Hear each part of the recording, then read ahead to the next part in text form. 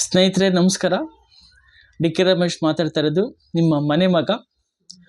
Okay, ಈಗ ತಾನೇ 45 ಫಿಲಮ್ನ ನೋಡ್ಕೊಂಡು ಬಂದೆ.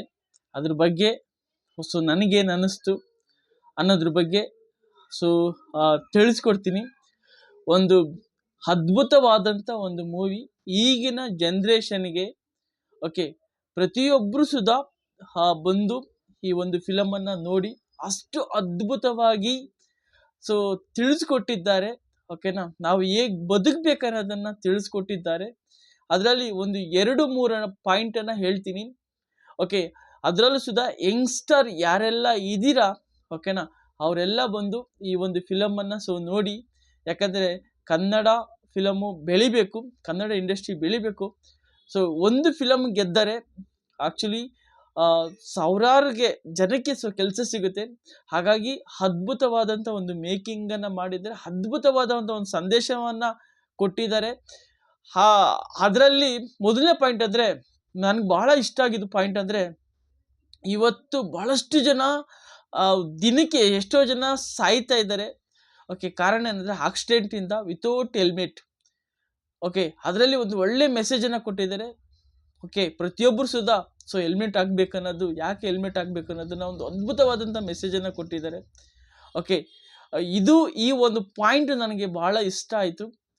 ಜೊತೆಲಿ ಓಕೆ, ಮೊಬೈಲ್ ಯೂಸ್ ಮಾಡೋದು. ಇವತ್ತು ಎಷ್ಟೋ ಜನ ಗಾಡೀಲಿ ಹೋಗ್ತಾ ಇರ್ತಾರೆ, ಮೊಬೈಲನ್ನು ಜಸ್ಟ್ ಹಿಂಗೆ ಕಿವಿಲಿ ಮಡ್ಕೊಂಡು ಹಿಂಗೆ ಹೋಗ್ತಾ ಇರ್ತಾರೆ. ಇವತ್ತು ನಿಮಗೋಸ್ಕರ ನಿಮ್ಮ ಫ್ಯಾಮಿಲಿ ಇರ್ತದೆ. ಓಕೆ, ನಿಮ್ಮ ತಾಯಿ ತಂದೆ ನೆಮ್ಕೊಂಡಿರ್ತಾರೆ. ಓಕೆ, ಹೆಂಡತಿ ಮಕ್ಕಳು ಇರ್ತಾರೆ. ಹಾಗಾಗಿ ನಮ್ಮ ಜೀವ ತುಂಬಾ ಇಂಪಾರ್ಟೆಂಟ್ ಆಗುತ್ತೆ. ಈ ಪಾಯಿಂಟು ತುಂಬ ಇಷ್ಟ ಆಯಿತು. ಓಕೆ, ಎರಡನೇ ಪಾಯಿಂಟ್ ನನಗೆ ಇಷ್ಟ ಆಗಿದ್ದು ಪಾಯಿಂಟ್ ಅಂದರೆ, ಓಕೆ, ಅದು ಟ್ರೈಲರು ಸುಧಾ ಬಂದಿದೆ. ಸುರೇಶ್ ಕುಮಾರ್ ಸರ್ ಹೇಳುವಂಥ ಒಂದು ಅದ್ಭುತವಾದ ಒಂದು ಪಾಯಿಂಟು.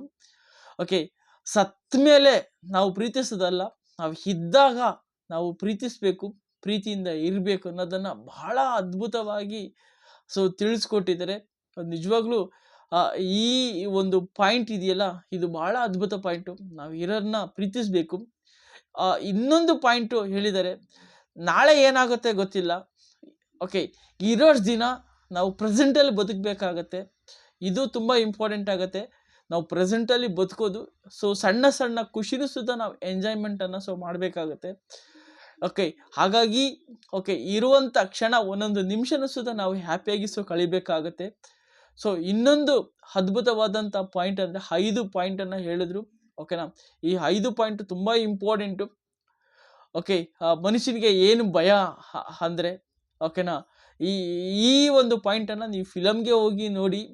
ಓಕೆ, ಅದ್ಭುತವಾಗಿ ಈ ಒಂದು ಫಿಲಮು ಮೂಡ್ ಬಂದೈತೆ. ಪ್ರತಿಯೊಬ್ಬರು ಸುಧಾ ತುಂಬ ಅದ್ಭುತವಾಗಿ ಆ್ಯಕ್ಟಿಂಗನ್ನು ಮಾಡಿದ್ದಾರೆ. ರಾಜ್ಬಿ ಶೆಟ್ಟಿ ಸರ್ ಆಗಿರ್ಬೋದು, ಉಪೇಂದ್ರ ಸರ್ ಆಗಿರ್ಬೋದು.